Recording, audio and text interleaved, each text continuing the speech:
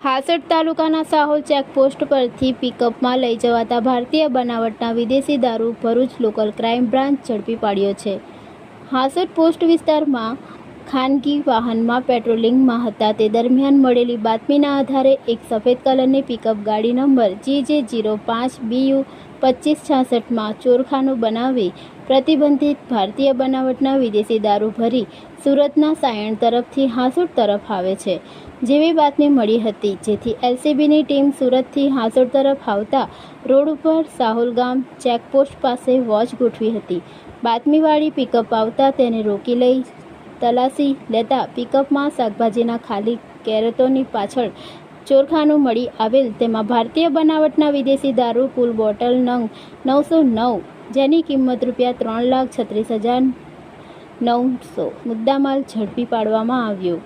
તો પકડાયેલા ડ્રાઈવરને પૂછપરછ કરતા આ વિદેશી દારૂ દમણથી મેડમ માયાએ ભરાવી આપેલ અને જેમ જેમ ગ્રાહકોની સંપર્ક થતો જાય તેમ તેમ આપવાનો હતો।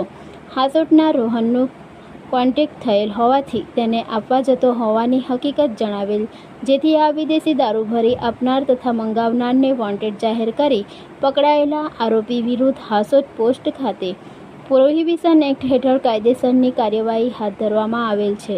પકડાયેલો આરોપી જુબેર સુલેમાન હાફેઝી રહે કામરેજને પકડી કુલ કિંમત ₹8,41,900ના મુદ્દામાલ જપ્ત કરવામાં આવ્યો છે।